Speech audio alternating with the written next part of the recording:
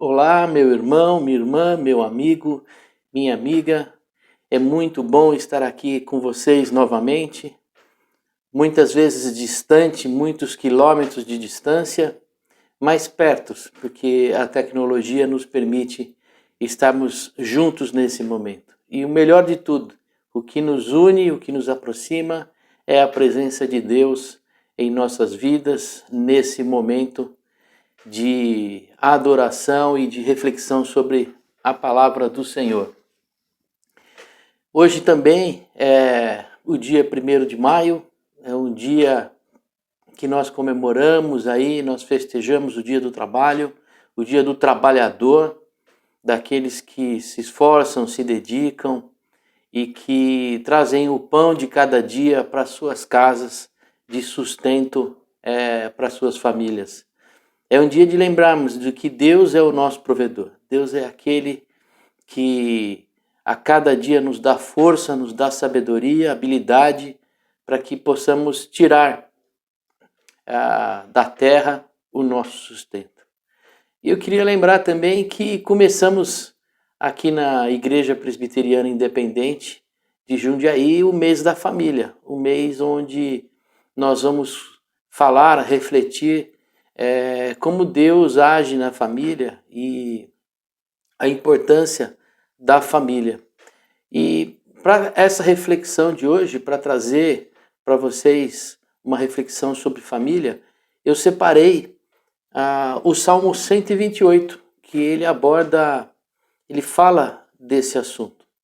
Então abra aí a sua Bíblia, prepare-se aí para ler a palavra de Deus.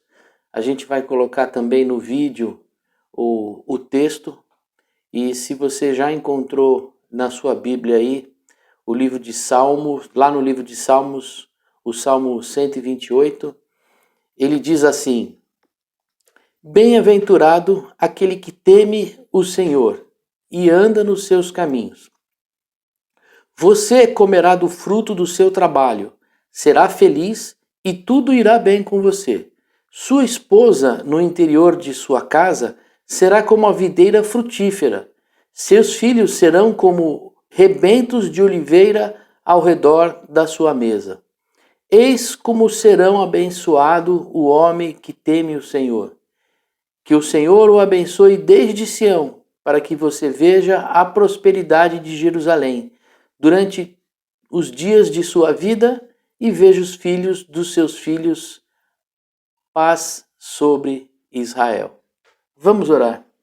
Senhor querido Deus, Pai amado, obrigado por nos reunir virtualmente nesta noite, neste dia. Obrigado, Senhor, por falar aos nossos corações através da Tua palavra e que o Teu Espírito, Senhor, torne relevante cada palavra do que se disser hoje na vida de cada um de nós. Transforma a vida, Senhor. Traz a esperança àquele que está sem esperança. Abre os olhos daqueles que não estão enxergando. E dá, Senhor, da Tua presença em nossas vidas. Assim oramos em nome do Senhor Jesus. Amém. Bom, sobre esse salmo, eu refletindo sobre ele, 3 pontos foram importantes e eu acho legal compartilhar com os irmãos, com os amigos, neste momento. O primeiro é o termo que é usado nesse salmo. Esse salmo é um salmo de romagem, que a gente chama, né? Ele é um salmo em que o povo de Deus, ele canta isso, né? O povo de Israel lá vai cantando esse salmo à medida que ele se direciona para Jerusalém para participar das festas de adoração ao Senhor. Então esse é um salmo de alegria e é um salmo onde o povo vem lembrando daquilo que Deus faz na vida dele. É uma maneira de transmitir a palavra de Deus e ele vai caminhando em busca da oração, em busca da adoração, e nesse caminho ele vai falando com o Senhor. E ele vai cantando assim: bem-aventurado. Quando o texto fala em bem-aventurado, a gente precisa entender qual é o significado e o sentido do que ele está falando, né? O que é uma bem-aventurança? É muito mais do que aproveitar um momento de felicidade, mas é sim um estado de felicidade. A bem-aventurança não é um momento de feliz, já estive feliz por este fato, mas é um momento, é uma felicidade constante, é um estado de felicidade, não é alguma coisa estática que ficou no tempo ou uma lembrança no tempo. Essa questão é a felicidade dessa pessoa, ela vai ser constante, é uma velocidade, é uma felicidade em movimento. Felicidade é um estado de espírito, é uma forma de ver o mundo. Pensa bem, felicidade não é ter algo, não é alcançar algo, mas é viver de uma certa forma. Quando eu vivo feliz, eu enxergo o mundo de forma diferente. Aquilo que me sustenta, aquilo que sustenta a minha alegria, é algo contínuo, algo que existe durante todo o tempo. É uma maneira da forma com que a gente vê as coisas. A gente vê de forma feliz. Eu não falo de forma otimista, mas é de forma feliz. E vocês vão entender essa felicidade. Por quê? Porque ela é um estado de contentamento. Ou seja, estar satisfeito com aquilo que se tem. É a consciência de não faltar nada. Importante nesse aspecto que quando eu vivo pensando que está me faltando alguma coisa, eu não vivo feliz. A gente pode ver muitas pessoas que correm atrás da riqueza.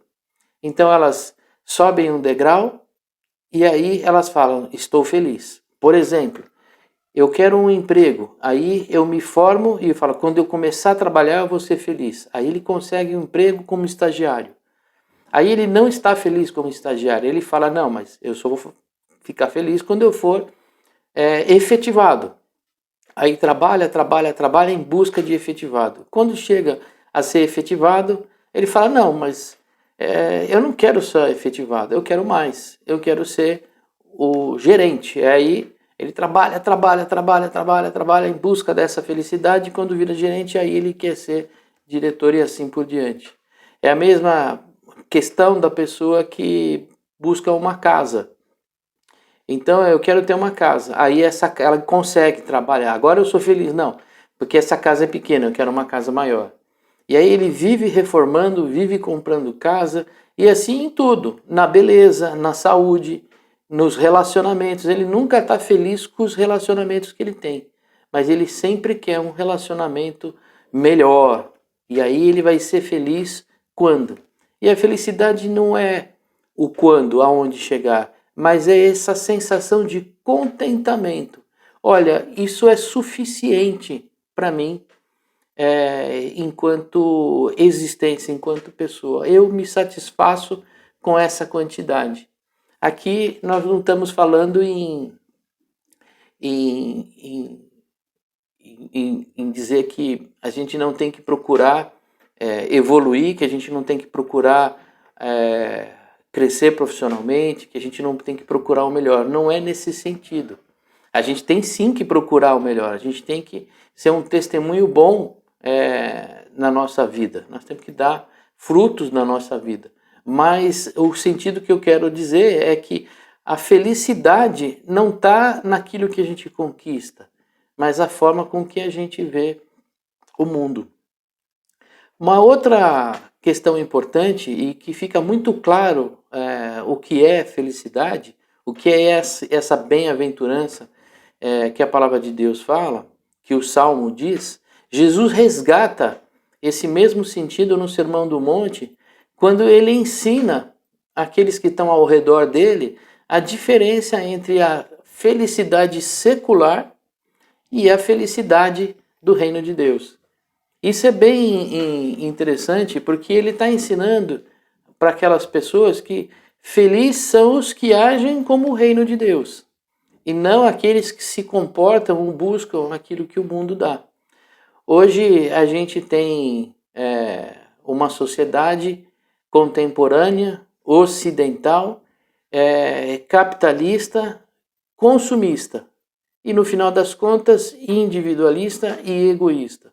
Então, a felicidade hoje para a nossa sociedade é buscada sobre esse ponto de vista. Se eu tiver, se eu conquistar, se eu for o melhor, nesse sentido eu alcanço a felicidade. Mas essa não é a felicidade que Jesus fala e que a palavra de Deus fala aqui no Salmo 128.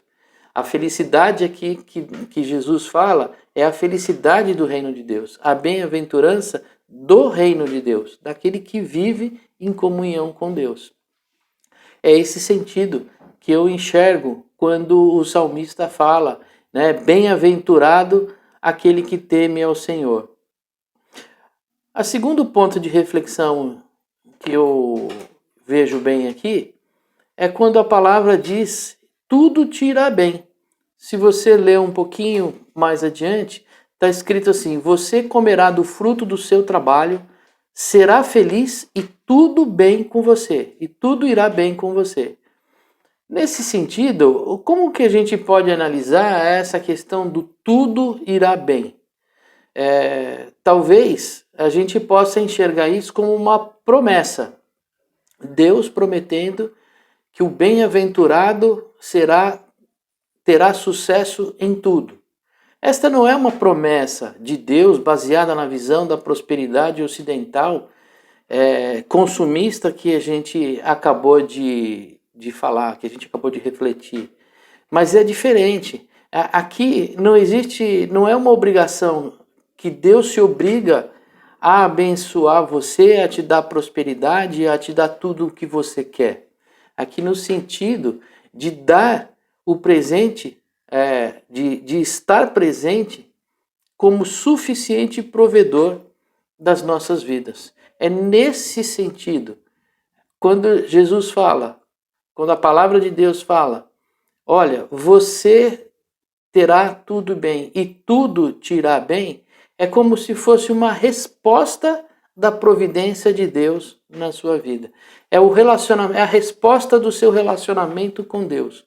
Quanto mais próximo de Deus você tiver, maior a sua percepção, a sua visão da providência dele na sua vida.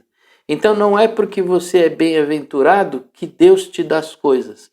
Porque você é bem-aventurado, você enxerga a providência de Deus na sua vida. E porque você enxerga a providência de Deus, tudo aquilo que você está vivendo te vai bem. Você é feliz com aquilo que você está vivendo. O Salmo aqui tem tudo a ver com a vida em família também. Porque quando ele fala aqui no sentido de bem-aventurado aquele que teme e anda nos caminhos do Senhor, ele fala logo em seguida, sua esposa no interior de sua casa e os seus filhos.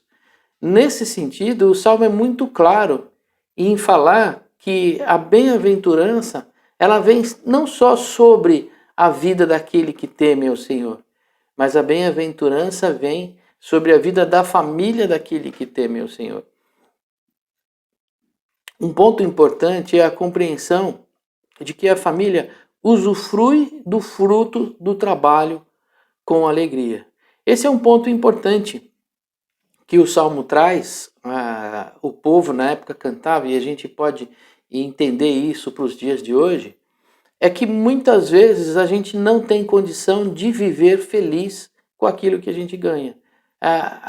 O fruto do nosso trabalho não é satisfatório para nós. Nós não enxergamos o fruto do nosso trabalho como uma bênção de Deus nas nossas vidas. E na verdade, o que a palavra de Deus fala é que aquele que teme ao Senhor terá a compreensão disso, que esse fruto do seu trabalho, ele será alegria. Você vai conseguir usufruir do seu trabalho, do fruto do seu trabalho com alegria. Não só aquele que teme, mas toda a sua família. Isso significa que, ainda que no momento em que eu tenho um emprego, eu consigo usufruir. Mas no momento em que eu não tenho emprego, eu não tenho fonte de renda, o Senhor nos sustenta. Ele abre as portas para que a gente tenha subsistência. Talvez o chefe da casa perdeu o emprego, mas a gente consiga usufruir do fruto do trabalho da esposa, dos filhos, e assim a família se completa. Então o importante ver aqui que não é que existe uma promessa de que você terá emprego, mas é uma promessa que Deus será providente e sustentará. E esse sustento trará alegria. A gente pode ver também muita gente que vive com trabalho, vive com sustento, tem dinheiro, são ricos, mas não vivem felizes. Não usufruem com alegria, não gozam de alegria quando gastam o seu dinheiro, quando vivem do seu dinheiro, mas ficam presos ao seu dinheiro como se fossem um Deus para eles. Não podem gastar, tem que poupar, tem que guardar, e se perder um centavo, se a bolsa subiu, se a bolsa caiu, se eu gastei mais, se eu gastei menos, e o valor está muito mais no seu dinheiro, naquilo que ele teve de trabalho, do que na sua própria família. E isso é um problema. Mas aquele que teme ao Senhor, essa concepção é diferente. A gente pode, aquele que teme ao Senhor pode usufruir, gozar do seu trabalho, do fruto do seu trabalho, com alegria. Outro ponto destacado neste salmo tem a ver com a vida do marido. Assim como Deus providenciou a mulher para o homem na criação do mundo, o Senhor também se revela ao marido ou à esposa através da vida da esposa, através do marido. Esse é um ponto interessante da gente analisar, porque aquele que teme ao Senhor tem a concepção de que o seu casamento, a sua vida conjugal, é fruto de uma aliança. Ela nasceu lá na criação do homem, a hora que Deus viu o homem só e formou a mulher para que os dois se completassem. Aqui também, na vida daquele que teme o Senhor, tem uma esposa, ou Deus se revela na vida dessa esposa, completando o marido. Então é um sentido muito claro para nós, que traz nesse salmo, aqui nesse trecho. A sua videira, a sua esposa é uma videira que traz vida para o marido. É assim também Jesus que traz vida para a sua esposa, é assim também a mulher criada para complementar a vida do homem. Então, nesse trecho do Salmo, o que a gente pode ver é a bênção de Deus sobre a vida conjugal do casal. É Deus agindo, se revelando ao temente a Deus, aquele que teme a Deus, através da vida da esposa. Mais um destaque pode ser visto na vida dos filhos, como símbolos de prosperidade e bênção. A gente enxerga isso muito claro quando o salmista fala dos filhos sentados à volta da mesa.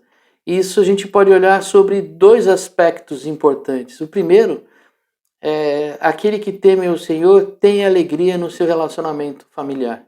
A presença de Deus, o perfume de Deus, a presença do Espírito Santo na família traz harmonia familiar. A família pode sentar junto à mesa, pode se relacionar.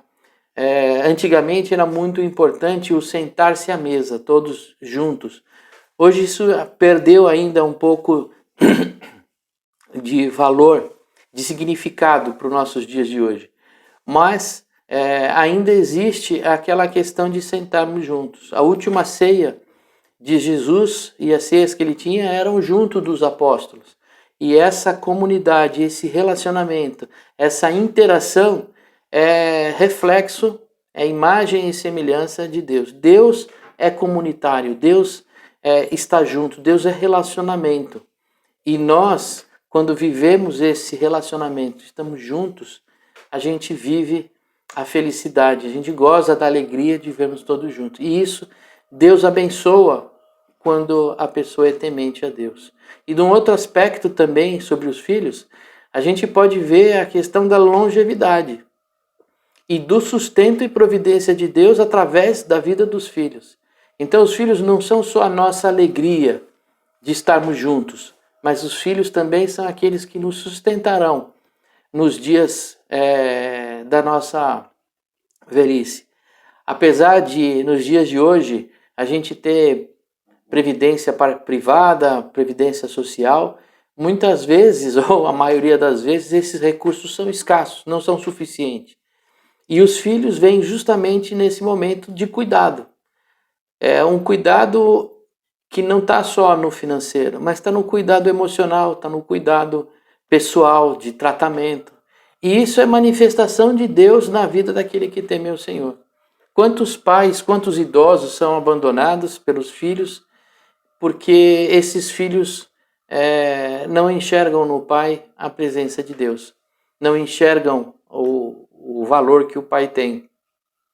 E o Senhor traz a essa família do temente a Deus essa concepção de valor e de cuidado. Por fim, o terceiro ponto que eu queria compartilhar com vocês é quando ele fala que, logo no comecinho do Salmo, ele fala assim: bem-aventurado aquele que teme o Senhor e anda nos seus caminhos. Esse é um ponto importante da gente falar. Esse salmo é direcionado para quem teme ao Senhor e anda nos seus caminhos. Para aquele que não teme ao Senhor e para aquele que não anda nos caminhos de Deus, esse salmo não faz sentido. Mas por que nem todo mundo pode usufruir? Porque não é todo mundo que pode participar dessa bênção. Porque muitos vivem a imagem e semelhança de Adão. Ou seja, vivem sobre a sua própria conta e risco, centralizando em si a sua vida. Esse é o preço do distanciamento do Senhor Jesus. Muitos que podem estar nos ouvindo hoje podem falar: eu tenho buscado a minha felicidade, mas eu não tenho encontrado. E eu vi nesse salmo uma felicidade que eu não conhecia. Mas eu quero ter essa felicidade. Você pode ter. Você pode encontrar essa felicidade. Você pode estar com Deus refletindo as bênçãos desse saldo na sua vida. Mas o primeiro passo que você tem que fazer é primeiro reconhecer que você está distante de Deus. Que você está vivendo sob sua própria conta e risco. Você não vive em semelhança a Cristo. Você vive em semelhança a você mesmo. Você entende que a sua forma de pensar e viver é o que vale. Deixa para lá essa coisa de religião e de Deus. Eu sei viver por mim mesmo. Então, por conta desse sentimento, por conta dessa percepção, dessa convicção de que você não depende de Deus, que foi a mesma atitude que Adão tomou no paraíso, Deus não pôde viver junto de você. Então houve uma separação. Esse foi o preço das pessoas que não escolheram. Esse foi o preço que Adão pagou, por exemplo, por não aceitar viver em imagem e semelhança de Deus. A separação. E a isso a gente chama de morte e pecado. Morte e pecado são aqueles que vivem em separação de Deus. Então a gente não tem condição de resgatar esse relacionamento por nossa convicção, por nossa força, por aquilo que a gente é. Nada mais somos do que criaturas de Deus. Como que a gente pode resgatar esse relacionamento? A boa notícia que eu trago para vocês é que Deus nos amou de tal maneira que Ele deu o seu próprio Filho, que é Ele mesmo, como morte na cruz, para que Ele estivesse vivendo entre nós e nos resgatasse e pagasse esse preço. O que eu quero dizer? Qual que é a diferença entre Jesus pagar o preço e eu não poder pagar o preço? É porque nós vivemos em pecado, nós vivemos em morte, nós vivemos ainda manchados pela nossa natureza humana. Nós não conseguimos obedecer a Deus. E Jesus não. Jesus veio, nasceu sem pecado, viveu a vida inteira sem pecado, foi para a cruz, fez a vontade de Deus e ele ressuscitou e venceu a morte. É esse o simples motivo de que nós não conseguimos pagar o preço. Nós precisamos de alguém que pague o preço pela gente, porque a gente não consegue não viver em pecado. A gente vive em separação de Deus desde o nosso nascimento. E nesse sentido, Jesus nos resgatou. E quando eu creio que Jesus morreu, melhor, quando eu creio que Jesus nasceu, viveu sem pecado, que ele sofreu na cruz, foi morto injustamente, porque ele não tinha pecado. E nessa morte injusta ele leva sobre si, ele representa todos nós diante de Deus. E por essa representação e por esse motivo, quando cremos que ele é o nosso Deus, que ele é Deus, que ele viveu sem pecado e que ele ressuscitou, então nesse momento ele passa a representar esse sacrifício, esse preço por resgatar a nossa vida. E aí a gente passa então a seguir ao Senhor, a temer ao Senhor. Temer no sentido não de ter medo, mas temer no sentido de seguir a Cristo conforme a sua imagem e semelhança. Quando a gente então aceita a Jesus Cristo como esse nosso Salvador, como aquele que pagou o preço por nós, quando a gente aceita Jesus, a gente começa a deixar a nossa vida vivida da maneira que Adão vivia. Ou, como costumamos chamar, a gente deixa a nossa vida no mundo, ou a nossa vida secular, ou a nossa vida da forma com que a gente acredita, né? Centrada em nós mesmos. E nós passamos a viver, então, em novidade de vida. Como diz na linguagem evangélica, nós nascemos de novo, nós somos transformados. E aí não vivemos mais como vivem aqueles que não conhecem a Deus, mas nós vamos nos aperfeiçoando no Espírito, através do Espírito Santo, no reino de Deus, que é uma nova concepção. Se você observar, quando Jesus fala das bem-aventuranças no sermão, ele justamente fala com isso: olha, você tem que sair de viver conforme o mundo vive e viver o reino de Deus. E o reino de Deus é semelhante a isso, semelhante àquilo. E Jesus vai falando das bem-aventuranças e do reino de Deus. Que essa palavra possa fazer sentido em nossas vidas. Que essa palavra pode fazer sentido em nossa família. Que possamos temer a Deus e andar nos seus caminhos, para que essas bênçãos de Deus possam ser verdade e efetivas em nossas vidas. Que o Senhor nos abençoe, que o Senhor nos guarde, que o Senhor faça resplandecer as suas bênçãos, a luz do seu rosto sobre as nossas vidas. Que Ele venha nos dar a misericórdia e a paz. Oremos. Pai querido, Deus amado, obrigado, Senhor, por nossa vida. Obrigado, Senhor, pela vida de cada um daqueles que temem a Ti, que andam nos seus caminhos. Senhor, peço a Ti também que o Senhor alcance os corações daqueles que ainda não Te conhecem, que ainda não temem a Ti, que ainda não andam em seus caminhos. Senhor, toca o coração de cada um deles, que eles possam, Senhor, conhecer a Ti e assim desfrutar das Tuas bênçãos, receber as bem-aventuranças sobre as suas vidas. Assim oramos e pedimos a Tua bênção, Senhor, também sobre a vida de todos os trabalhadores. Senhor, os trabalhadores formais, os trabalhadores informais, os autônomos, que o Senhor os abençoe, Senhor, no seu trabalho, que eles possam ter alegria, Senhor, ao gastar, ao usufruir do fruto do seu trabalho. Que nunca falte, Senhor, providência na vida de cada um deles. E lembro também, Senhor, daqueles que estão desempregados, daqueles que estão sem recursos. Que o Senhor os alcance, Senhor, que o Senhor dê a eles, Senhor, a oportunidade do emprego. Não apenas um emprego, mas a oportunidade de trabalhar e de poder usufruir com alegria do resultado dos seus trabalhos.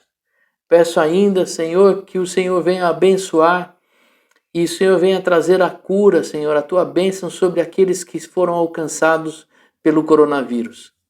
Sabemos, meu Pai, que é uma doença que, apesar de ser considerada simples, é uma doença que tem trazido muita morte no mundo e no Brasil. Que o Senhor alcance os doentes que estejam no hospital. Dê a eles, meu Pai, rápida recuperação. Dá, Senhor, sabedoria aos governantes para que preparem os hospitais para receber os doentes. Senhor, dá força aos médicos, Senhor, e aos enfermeiros, aos trabalhadores da saúde.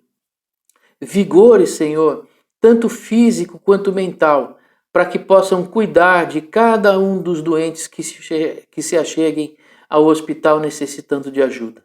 Pedimos a Ti também, sobre a Tua igreja, uma bênção, Senhor. Que o Senhor, meu Pai, neste momento de confinamento, o Senhor traga a cada um de nós o conforto do Teu Espírito Santo. Nos dá a sabedoria para usar a tecnologia para estarmos juntos. Senhor, nos dá condições de voltarmos em breve, Senhor, para a nossa comunhão, para nosso culto comunitário. E agradecemos a Ti mais uma vez, Senhor, porque o Senhor falou aos nossos corações neste dia. Assim oramos e pedimos que a Tua graça, que a Tua paz e que a consolação do Teu Espírito Santo seja sobre a vida de cada um desses que participam nesse momento. Em nome do Senhor Jesus é que oramos. Amém. Obrigado, um grande abraço, até a próxima. Tchau.